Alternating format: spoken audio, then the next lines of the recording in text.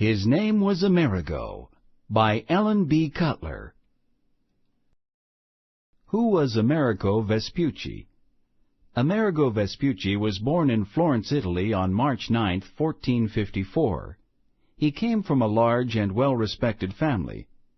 Young Vespucci studied subjects such as geography, math, and astronomy, or the scientific study of the stars and planets. He learned to read and write in Latin. After finishing school, he went to work for the Medici family. The Medici quickly recognized Vespucci's abilities. In 1491, Vespucci was sent to Seville, Spain. He joined a business that provided ships with supplies that might be needed on a long sea voyage. A sense of adventure. Spain was a great maritime power, with ships that traveled from Spanish ports to cities in Europe and northern Africa.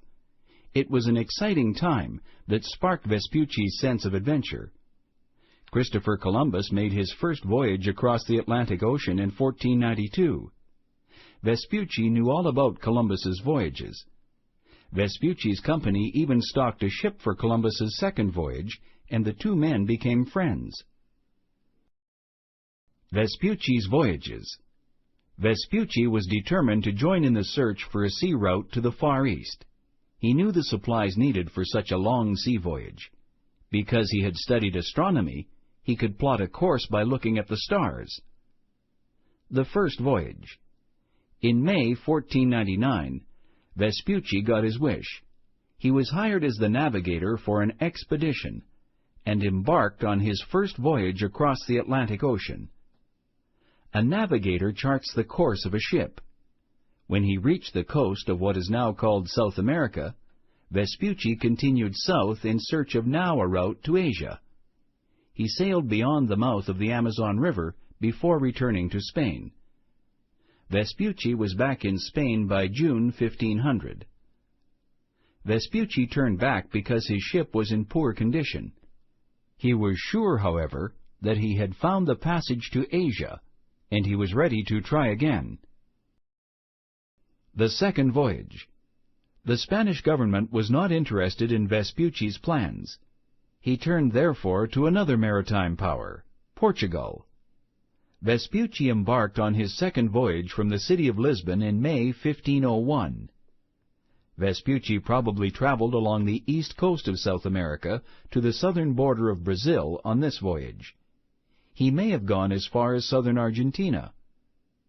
Vespucci's route back to Portugal is not known, but his ship anchored in Lisbon in July 1502.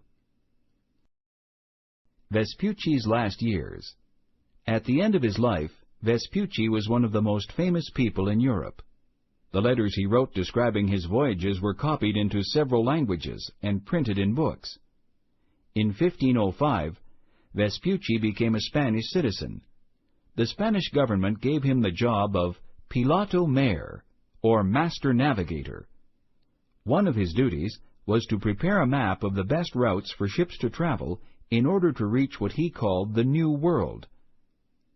Vespucci died in Seville, Spain in 1512.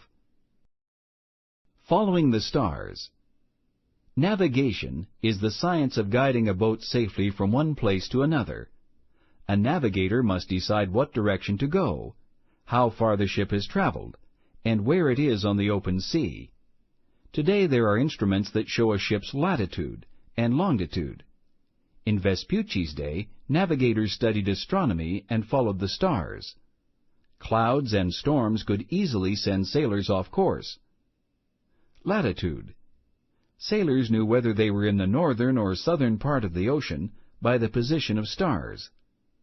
By using an astrolabe, an instrument used to measure the height of the sun during the day or a star at night, sailors could determine the ship's latitude.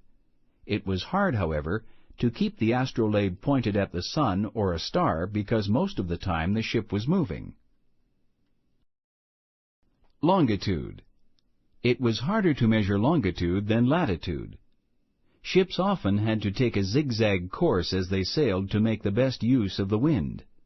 Changes in direction made it hard for sailors to determine how far they had traveled. Dead reckoning was the most common way to measure longitude. In dead reckoning, the navigator followed changes in direction with a compass. He tracked how many hours the ship had been sailing and how fast it had been going. From this information he made a guess about the distance east or west the ship had sailed. Vespucci's contributions. Vespucci the navigator. Vespucci used what he knew about geography, math, and astronomy to navigate his voyages. He had hoped to explore Asia by sailing west. But at that time, no one knew how far west explorers needed to sail in order to reach Asia. Columbus thought he had reached the Far East in 1492. Vespucci thought he had discovered a route to Asia during his first expedition. However, this was not true. Columbus had failed to reach the Far East. So had Vespucci. Vespucci realized this during his second voyage. He compared the land he had reached with what was already known about Asia. It did not match. Vespucci had reached a land that Europeans had never before explored. It was a new world to them. Many believe this to be Vespucci's greatest discovery. Vespucci is known for other reasons too. He mapped thousands of miles of coastline that he explored. We know today that this land is the continent of South America. What Vespucci learned. Knowing the distance between Italy and South America showed Vespucci that he was still thousands of miles away from the Indies. He realized that Columbus was wrong. This land was not in Asia. It was a new land to the Europeans.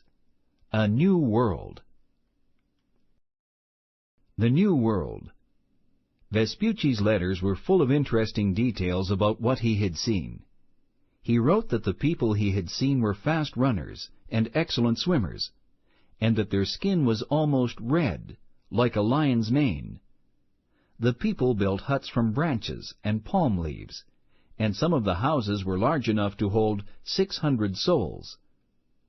The native people, Vespucci said, placed a high value on things like feathers, or birds' plumes of many colors. They made necklaces from fish bones and white or green stones. According to Vespucci, they did not care, however, about gold, jewels, and pearls. Naming the New World. Amerigo Vespucci was not the first person from Europe to sail across the Atlantic Ocean. He did not bring back shiploads of gold and other things of value. The continents that he called the New World, however, are named for him. Naming America. The cartographer Martin Waldseemüller suggested a name for the New World in 1507. A cartographer is a map maker. Waldseemüller was working on a new and more current map of the world. For more than 1,000 years, maps were largely copies of the one drawn by the ancient Greek cartographer Ptolemy over 1,000 years before. Waldseemüller wanted to make a new map that was more complete and up-to-date. The map Waldseemüller drew was the first one to show the newly explored lands across the Atlantic Ocean. He also suggested that this land be named Americus, or America.